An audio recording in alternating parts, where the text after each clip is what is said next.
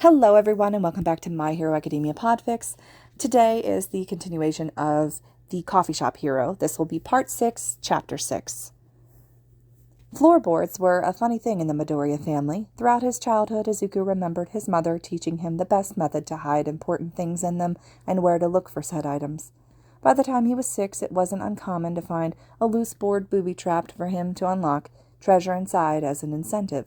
He should have known that his mother would find a way to keep something important under one of the boards, even if he was sure he'd checked it for signs of being tampered with after her death. That's why he really shouldn't have been surprised to find his mother's missing diary under the floorboards in front of her ashes. The journal was missing piece that he had been looking for weeks, and feeling the board slam into his face after stepping on it totally didn't make him cry. It totally did. Trembling hands read the note on the inside cover, dated just a week before she died. Dear Izuku, my time is short. Each passing day I feel my energy drain and my life fade. Soon the day will come for you to be on your own. No, not on your own. You have the shop, your freedom, and now you have Eri. Take care of her, Izuku. You gave up your dream for her without hesitation. Though you may think you're nothing, you're a hero in both mine and that little girl's eyes. I should wrap this up, as my will has my full letter of regret and love for you. By the time you read this, I'll be dead.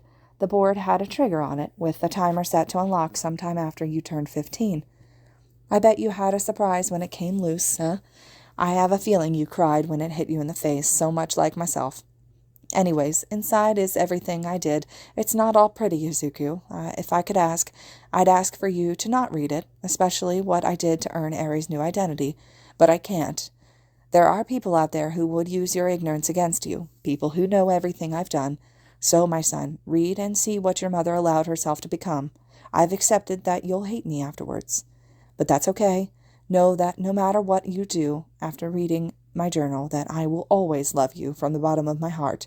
Love, Mom. I could never hate you, Mom, Izuku whispered while cradling the book close to his chest. In the early morning light, a grieving boy began to unravel the mystery that was Inko Midoriya.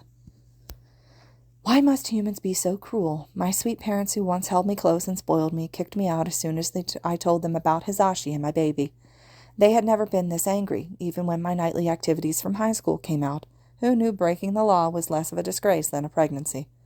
Honestly, it isn't my fault the bastard broke the protection and now we're bringing a little life into the world. In order to save face for my future child, I did something I promised I'd never do.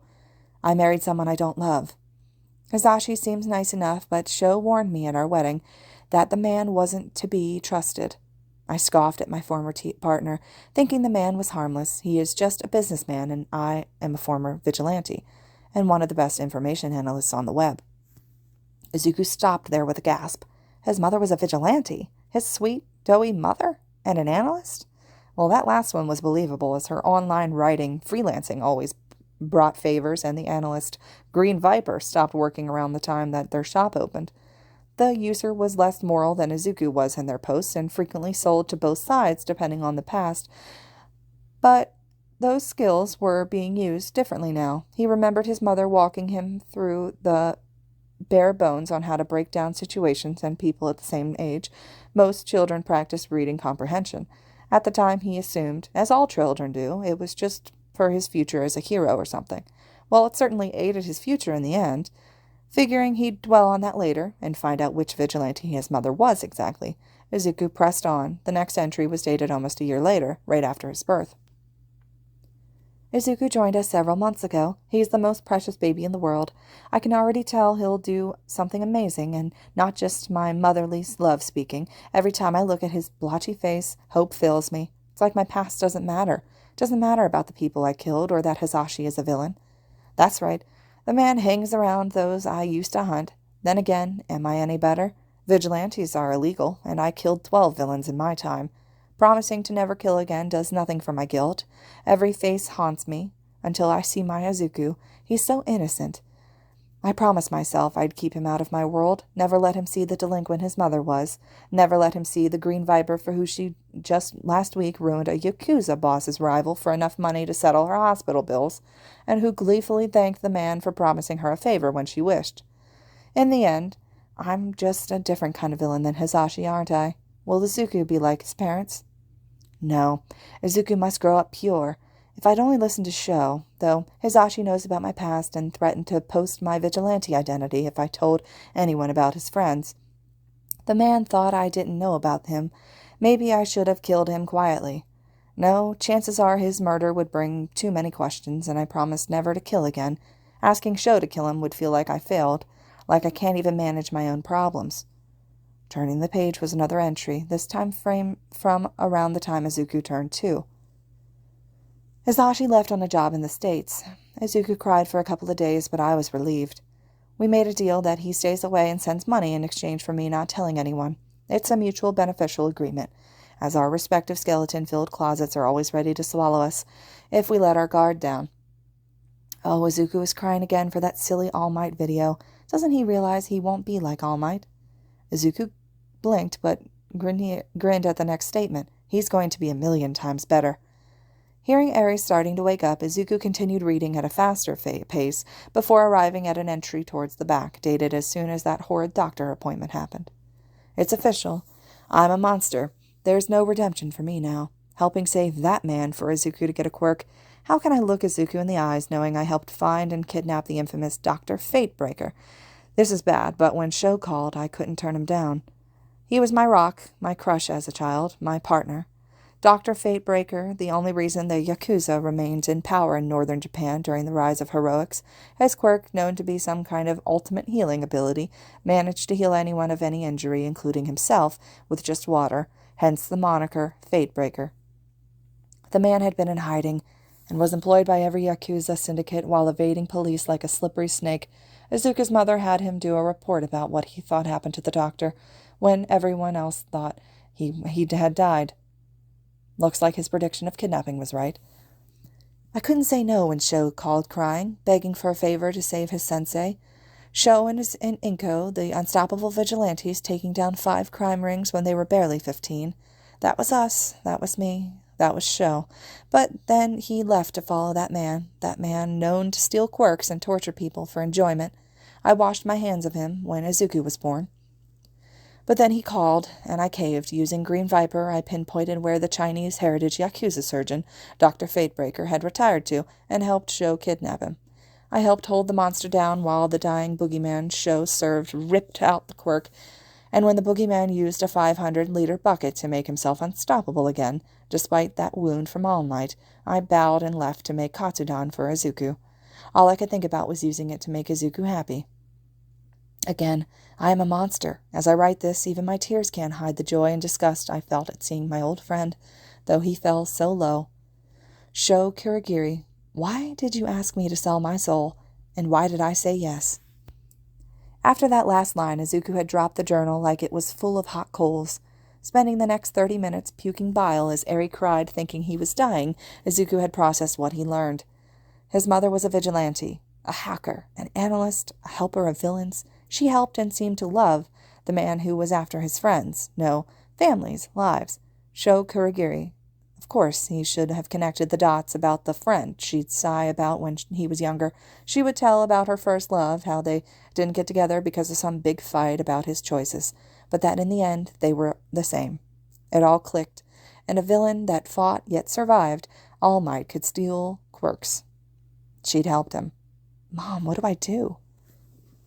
It had taken the rest of the day to calm Eri down and assure her that no, he wasn't dying, just shocked about something. The little girl looked awfully interested in what that something was, but a quick reminder that some secrets are dangerous made her nod her head solemnly. Now here he was, staring down a being with the intelligence and influence to tear his world apart. It didn't matter what secrets Nezu uncovered.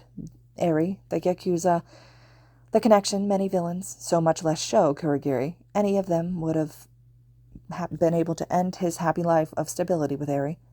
You may be good at hiding your expressions, but I'm better, Nezu had told him. That scared Izuku to no end. He had forced himself to be neutral, but it wouldn't work if any micro-expression gave him away. More tea, Izuku offered in the privacy of the kitchen, keeping an ear out for the door chime or customers requesting more coffee. Yes, please. The rumors of your brewing prowess are not without base. If anything, they under-exaggerate your mastery to the craft, Nezu praised. The greenette gave a pleasant smile. You flatter me. I'm but a simple, quirkless business owner, while you're a principal to a prestigious academy. A tactic his mother taught him, flatter while providing an avenue for the customer to brag about themselves. It will lead them away from unpleasant topics. I know your strategy, Izuku-kun. I can tell that, and I can call you that, right? I know so much about you from my staff, it feels as if I've come here multiple times instead of this being my debut. Of course, Nezu-san, anything for a customer. And I'm rather confused as to what strategy you're referring to. I never attended high school, so my uncultured brain has to be reminded of things. Internally, Izuku was panicking, while going through any other ways he could to distract Nezu from basically anything. And yet you graduated at 12 from middle school, and are the reason Kirishima-kun hasn't failed out of school yet, if the rumor mill is to believe. Ah, yes, Kirishima tends to run his mouth and exaggerate what his boss can do. Normally I'd agree, but even the bright Shinso-kun talks about you leading him through every big assignment they've had to do so far. Don't sell yourself short, Izuku-kun. Like you do with the media, Izuku countered, pointing to the fact that the Chimera was known to stay in the shadows and let rumors spread that there was a shadow power in charge of the school and that Nezu was just a figurehead. No matter how unfounded or racist those claims were, the principal used them to sink his jaws into the shadier side of politics. Now that would be telling, and a waste of our time. As is this senseless battle of words. Fair. Then let's stop dancing around why I'm here. You fascinate me, Izuku Midoriya. Your independence, integrity, cunning intellect, all above the standards of society. However, I couldn't help but notice you have some problems I could assist on. How would Eri like to go to a regular school instead of working? Or to have a full-time employee, maybe let you attend a prestigious academy? All I would ask for is your special talents to be available for whenever UA needs them. This includes, but is not limited to... Nezu was cut off by a firm but polite teacup slammed onto the table by an irate Izuku. Mind your own problems before you talk about mine, rat. The coffee owner looked livid. How dare this privileged ass try to play him in such an obvious manner? Excuse me, beady eyes blinked. Neither noticed the quiet in the cafe, several pairs of ears now trained in on the conversation. I don't care for what you're implying, Izuku-kun. It's Midoriya-san to you, Nezu-san. I may be working to the bone to keep this place afloat and my little sister happy, but we are in no need of your attempts to procure my talents. If you wish to employ my services, you are aware of the channels, as you've used them before. You have no right to walk in here and try to snoop around like I'm your own personal puzzle. I don't think I haven't noticed the listening devices you've placed under the table or on my counters. Now I kindly ask you to desist these games and either be a normal customer or leave. Izuku pauses to drop the devices with a clank on the table, crushed. Nezu had the decency to look sheepish and terrifyingly impressed. A beat of silence rang in the shop, with the UA staff being slack-jawed at the sound of their Midoriya losing his cool yet still being polite. Then a clap echoed loudly from Nezu's paws, a delighted expression on his snout. My, I'm impressed, most impressed. You pass, Izuku Midoriya. What? Izuku lamely blurted out. His hidden file and all the dirt, however meager, he could find on Nezu stuck in his jacket, intended to ensure silence, was forgotten in favor of blinking rapidly. What test? Oh, just my minor hazing project to accept personal consultants. Congratulations, Izuku Midoriya. With your discretion and skills, it would be my pleasure to ask for your help in tracking down the League of Villains and to put a stop to them once for all. I refuse, he stated simply, not liking how close it would put him with detectives and other figures, mainly Nezu, who would very much likely know how a supervillain that is supposed to be dead, All Might did fight him, one doesn't simply survive that man if they don't go to prison, is at full health and able to steal quirks. Based on what Izuku knew of the Nomu that attacked Yue from Shota, the same man his mother foolishly helped was behind it. That was not something he wanted to be involved in. Already Izuku wished he could wash his hands clean of the whole mess, but the League did have to get caught, and they would be, by Dekiro and anonymous tipping. Does this change things? Nezu slid a rectangular piece of paper while sipping tea. On it were a lot of zeros, as in the amount that Izuku made yearly on the site. That's the monthly pay. This made Izuku whip his head up and pause. It would make the case go faster, and Nezu knew his secret. Being close to him would keep the focus off other subjects, but how to frame it was the question. Sign a non-disclosure agreement and a promise to stop trying to spy on us, and it's a deal. Why? What's spying? the chimera quipped, and even as he produced a signed and dated agreement, complete with a written promise to not look into where Eri actually came from. The little rat knew. Seeing Izuku's face pale to ash, Nezu smirked. Rat got your tongue. How? Before answering, Nezu led Izuku outside to the alley, away from prying ears or eyes. The door slams before the chimera looked up with an almost sympathetic smile. Next time, don't claim a mutant-type child with a powerful quirk comes from two very weak emitter quirk parents, one of which who hasn't been in the country in 12 years, and the other hasn't left it in 15. Makes it rather hard for conception to happen. I won't ask where she came from, or why you seem to keep her out of public eye, but whatever it is, know that UA's protection will extend to you. That was a surprise to the host, not used to the way Nezu's mind plays worked or how he could switch roles so easily. Thank you, Izuku bowed. And I thank you, Midoriya-san. Your analysis will help us catch these monsters. I won't make you stop your work or other projects, but UA needs Dakira's best. Please aid us.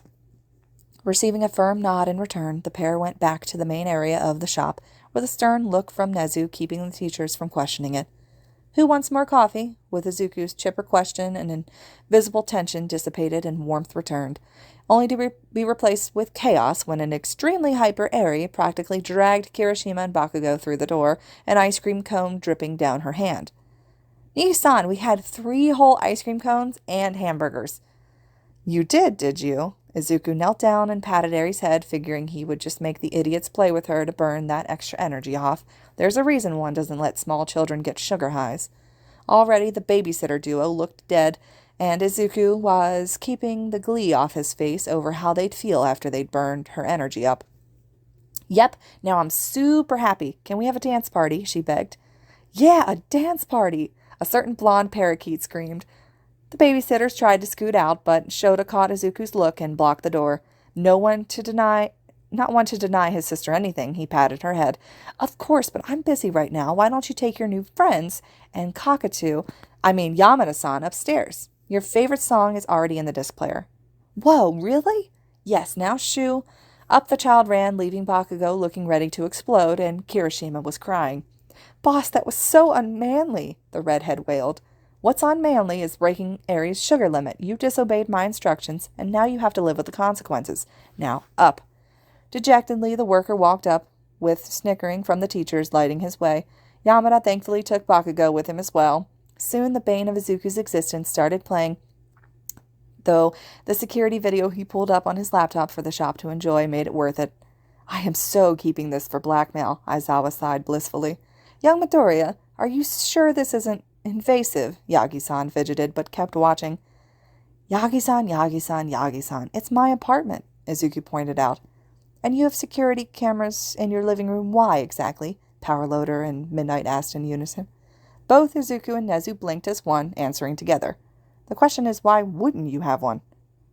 Meanwhile, Katsuki Bakugo learned the meaning of true pain.